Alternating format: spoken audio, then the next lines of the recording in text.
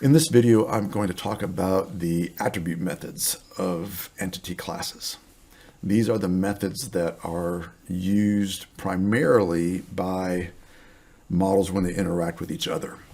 So a lot of the methods that are defined by Flames, that are defined for entity classes, are defined for Flames to use to interact with the model. So we've talked about those. We've talked about configure, we've talked about display, we've talked about read, we've talked about retrieve, we've talked about write.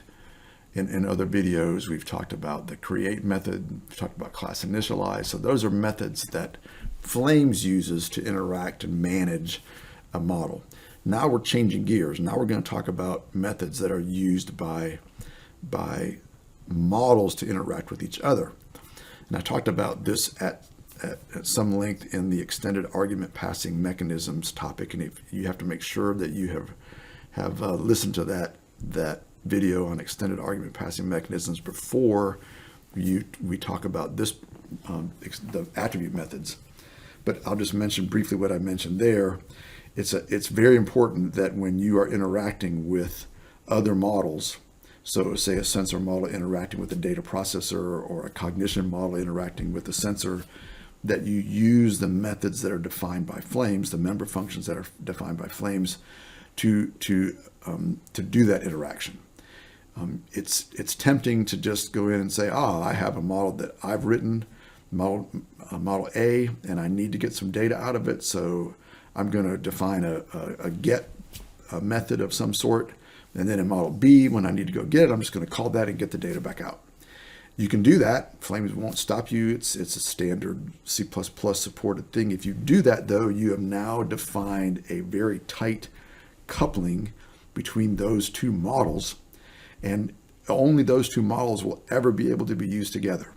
You won't be able to swap it out with another model. You won't be able, or unless you know that the other model supports that same method. And nobody else is ever going to be able to use your model, especially if the model, you put your model in a DLL where they don't have the source code, and they're trying to use it with another model in another DLL that doesn't have the source code. Unless you've done some really tight coordination with the other organization that wrote that other model, you've just created models that won't interact with each other. So you basically have destroyed the composability capabilities of Flames. You can't just compose systems flexibly by mixing and matching models that are created by different organizations. One of the very essential parts of the Flames framework that allows composability, that allows the models to be used and swapped out and put together in different combinations, is the fact that models interact with each other using the methods defined by Flames. So you can be sure that another entity model is going to have these methods, so you can call it. One of the key aspects of that is, as defined, as I talked about in the topic on extended argument passing mechanisms, is the way that we pass arguments. So I'm not going to go over all of that again. You're just going to see how we use those extended argument passing mechanisms in the methods that I'm talking about in this video. So the attribute methods are alter and get record count, and retrieve. So alter is used to pass in new parameter values to the model. Oftentimes they're the same parameter values that are on the user interface, but they're being changed dynamically by another model instead of by an end user. But they don't have to be those. You can alter any aspect of a model through the alter method. And you'll notice that it uses a mal object. So you can pass in any data that you want through this model argument list. Query is the reverse of that. Query is what we use to get values back out. So you can query for any value that's available to be queried from whatever the method supports using this method, because this method can be used for anything. Get record and get record count use records.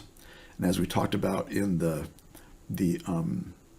extended argument passing mechanism, anytime we use a record, we just use a void star because we don't really know.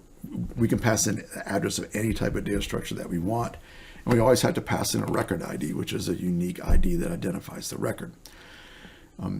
So you need to go watch the other video on extended argument passing mechanisms. So we're going to talk about those four methods. Again, these are methods that are not usually called by flames, they're usually called by mols when they interact with each other. So in order to be able to talk about these in a meaningful way, I'm going to have to talk about two models. So I'm not going to talk just about the EXM sensor model.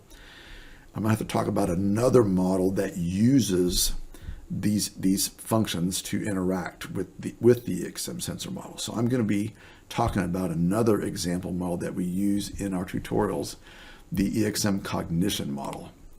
And so it's this guy right here. I'm not going to talk about the cognition model as a whole. That's reserved for other topics. Cognition models are very, very powerful, and there's lots of tutorial information about those, but I'm just going to talk about how this cognition model interacts with the EXM sensor model. So the first method we're going to talk about is the alter method. Attribute methods are usually found in a file that has a suffix of attr. So I'm going to pull that up. And here's the alter method. So this is all just notional, meaningless stuff, but it's just a way to illustrate the method. So the alter method takes in a mal, as do all alter methods do. And alter methods loop over the mal. So they call get first argument, get next argument. So there's just a loop over the list. And one of the things that they do is they pull out the data type and the name of the argument right up front, because we don't know what the argument's going to be. And then we test. And we test to see if this happens to be an argument that we recognize. So we test the name and we test the data type. So if the one who called this particular method passed in a mal that had this in it, we'd pull the value out and we would save it locally. So very simple.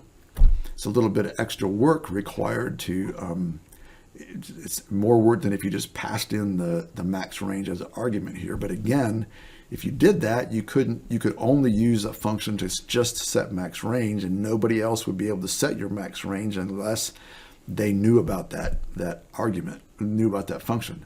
This alter can be used to set any value. Now, in the entity model interfaces topic, which is a very important topic, we talk about entity model interfaces, and they establish documented standards for the particular arguments that the alter method can support for a given class. And another model can make sure that when it calls it, it's conforming to that interface, and that gives you a way of knowing whether, before you even call it, whether the model that you're calling is going to be able to recognize it. So physically, the mal will always get delivered because it's part of the Flames definition of the method. But functionally, you don't really know if the mal is going to be recognized unless you know what values are supported by the mal by the alter method. And it's interface specifications that describe that for a given model. So we'll talk about interfaces in another topic, in another video. So very simple, loop over the argument, pull something out, and get it back out. So this is the alter method. The query method is very, very similar to the alter method. It also takes a mal. It also loops over the mal. It also gets the arguments. But before it starts looking at the arguments, it always gets a point to the next argument. So that's getting the next is not in the main for statement. It's actually here. The reason we do that is because the query method is designed to pass data back out to the method. So which it's the opposite of alter. In this case, we're taking our values and we're passing them back out to the calling function. So the convention for query functions is if the argument's not recognized, if we go through all of our if tests and we don't find an argument in here that has a name and a data type that were recognized, and we recognize two right here, max range and first target ID. If we don't recognize those, the convention is to drop the argument. So when the calling function gets this model argument list back, or actually doesn't get it back, it passes it in, and then it looks at it after it's made the call. The query method of Flames does not delete the model argument list. And oh, by the way, when you call alter for a I didn't mention this, it's important to mention, when you call alter for an entity object, the flames will delete the mal object. So you create the mal object and you pass it in, but you don't have to destroy it. When you call query for an entity model, you do have to destroy it. You have to, because the output values are stored in the mal. So you pass the mal in, and as you can see right here, if it's a value that an argument that we recognize, so we have max range and it's real, I know what it is. I will set the value to my max range value. If it's first target ID and it's an integer, that's one I recognize, I will set the value of the marg, of the model argument, we call it a marg, to an integer value. In this case, it's just a dummy value. We just picked 15. The purpose of this routine is just to illustrate how the query method works. If I find something in this model argument list as I'm looping over it that is not one of these values that I recognize, I drop it.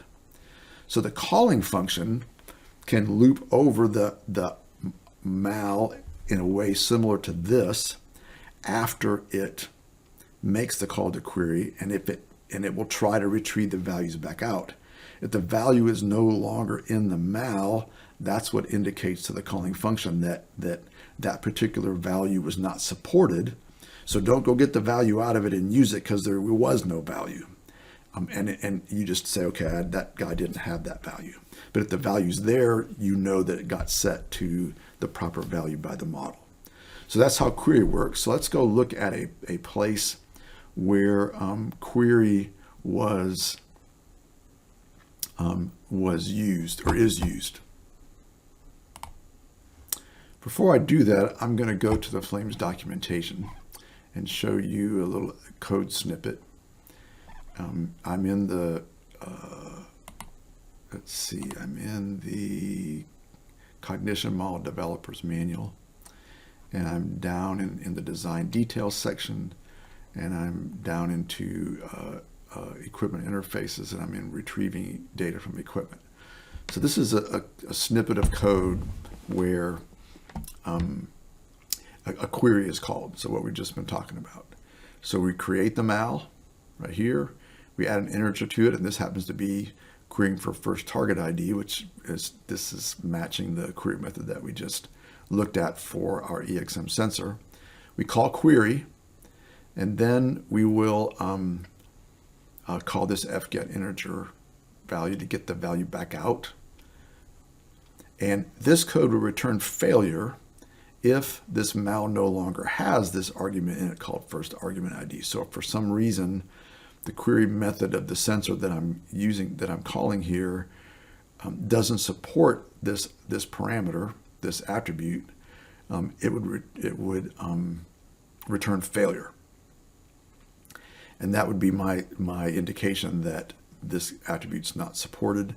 And because it didn't destroy the mal, I have to destroy it myself. So this is the number of calls that you have to make, the way you set it up to be able to call the query method. Now, that's one of the negative aspects of mals. They are a little bit code intensive. You pay a price for the flexibility that they give you. In order to mitigate that price just a little bit, to reduce the number of lines of code, we have another set of routines that you can use when you're using mals that are useful when you're only trying to pass in one argument through the mal. And so if you're doing a call to query and you only want to get one value, you can say fEntity get, so it's a get function, and then you say I want an fInteger value. So you just pass in your entity object, you pass in your argument, you pass in your value, and in that one call, you get the value back out. And if it's successful, you know that the value was, that the model supported that particular parameter value, that particular attribute, and it came back out. If it isn't successful, then you know that the model doesn't support it. So mals can be rather code intensive, but because of these get routines, they are not code intensive. It's just a single subroutine call. And that works only if you're passing in one argument at a time in the mal. There's a similar routine for for altering a another model. So we don't have an example of that, and we actually use the alter in another tutorial. So let's go back now and see the place in our code where this is being called. So I'm going to go to my cognition model, and I'm going to look at the assess model, and this is a real simple, silly assess model. But what it does is it has a sensor. So we have a sensor that's attached to the same unit where this cognition model is attached, and we go out and get the first target ID. And if it's successful, we know it had a target ID in there, and so we just return the value right here. It just comes right back out. And then we take that target and we pass it, and when we initiate the engage command. So I'm not going to talk about this. This gets talked about in the cognition model developer tutorials. I just want to show you a place where, so this is one model, a cognition model, that is getting the value of first target ID from a sensor, and our sensor supports that. So that would be, it would get called right here. We'd loop over it, we'd get the value, we'd set it, and we'd pass it back out. So that's it. Alter and query methods are always very simple. They're just getting and setting values. And it's up to you to decide which values you want to be able to set and get. But no matter what they are, you can use these two methods to do it. They're extremely flexible. So that's alter and query. The other one is get record and get record count. So get record is less flexible in that it has to use a specific record data type. It can't be just any arbitrary list of arguments. You have to pick what the record is, but it's much more efficient because it's just passing in the address of a structure, and you don't have to add and retrieve and loop over and get stuff out of it. You can get a whole bunch of data all at once. So you get to define whatever record you want, and you get to define your own record IDs, and this Flames define get record can work with any of them. But it's up to you, just like in the query and alter, it's up to you to decide which particular records your query method, your get record method supports. So you have a switch statement usually to get the record value, and then you have a case and you get the record back out. Well, this EXM sensor model doesn't do anything with records, but we have another tutorial sensor model here called FEX Radar, and it does do something with records. So I go to the attribute methods. You'll see something here that's pretty common. A lot of methods don't support alters and queries, so they just simply don't have them. They don't implement them. And this EXM sensor model is an example. They don't support an alter or query. The only method it supports is get record. So here's the record ID, here's the record number, and here's data. I'll talk about record number in a second. So it switches on record ID, and it's looking for this record that has this ID. So it has to have that same macro inside of here. So this is getting a field of view record, and so it's actually going out and filling out the fields of this record. This is a record that is used to describe the field of view of the sensor. So this code in here that you actually do when you get this value, who knows what it's going to be. You can do whatever you put in whatever you want. But here's an example of a real get record routine. And another one is, and this is a little bit better example, in the data processor, we have an example tracker, and it has an attribute method. It supports this track record called ftrackdp. And this is a record that is required if you're going to support the ftrack data processor interface. And again, we're going to talk about interfaces later. So I know it's a trackdp, so I will typecast that record to be a, actually I don't typecast it, I declare a local instance of it, I fill it in and get the values out of it, and then I take my local, the thing that I filled in, and I just write it into the data, which is a void star. So I typecast the void star, and I copy this record in after I've gotten it all filled in. So what happens down inside where the data comes from is not something that we're going to talk about right now, but this is just a typical flow. Now, record number is handles the case where there might be multiple instances of that record stored in the model. And if there are, the model will implement the get record count. So you can call this and say, well, how many records of this particular type do you have? So you make that call and say, tell me how many you have. You pass in just the record ID. You don't have to pass in an instance of the data structure. And it will return the count. And it returns it as an argument, because if this thing returns failure, it means that it doesn't support that record. But if it returns a count, if it returns success, then it's expected that the count is set. And we have this record array in here where we've stored our track information. So we go to that record array, get the count, and that's the count that we return back.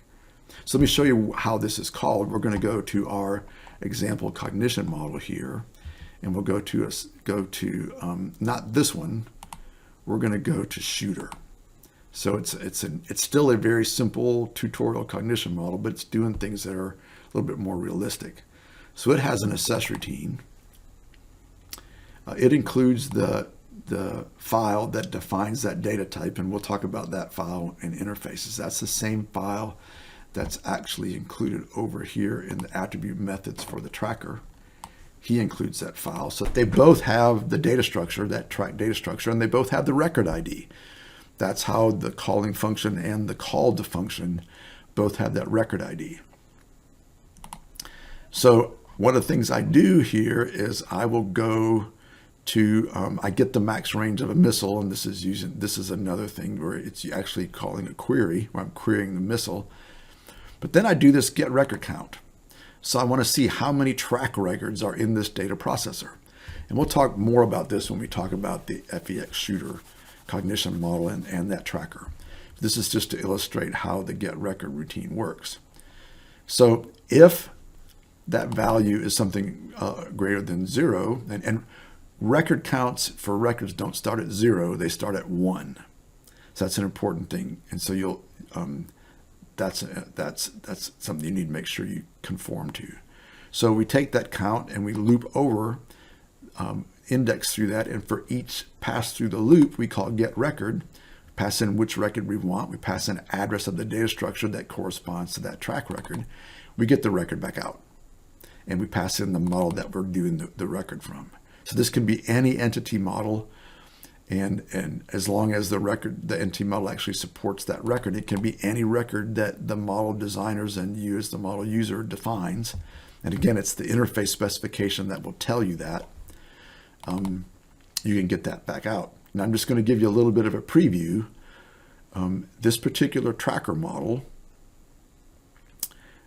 in its class initialization, it says that it supports this interface, the F-Track data processor interface. And over in the cognition model, there's a place where we actually check to make sure that we have a data processor that supports that interface. And we bark if we don't. So if your user puts the cognition model on a unit and it puts a sensor and data processor on them, and he chooses models that are not compatible with each other, Flames will tell him. So you have a way of verifying that the models are really going to talk to each other. And since you've done that and you told it, if you are obeying the interface correctly in the cognition model, according to the documentation, and the tracker model, the data processor model, is obeying the documentation of the interface faithfully, then over here in the assess routine, I don't even have to check the return value. I can just go get it because I've already checked to make sure that it obeys the interface. So that's the get record routine. So we've talked about the alter and query routines. We've talked about get record and get record count.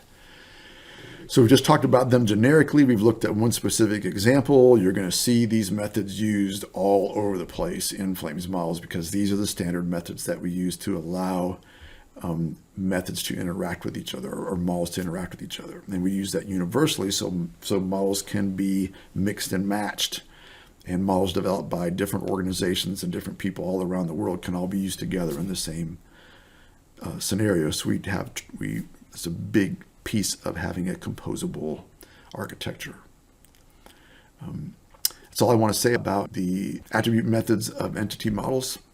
Thank you for listening, and thank you for using Flames.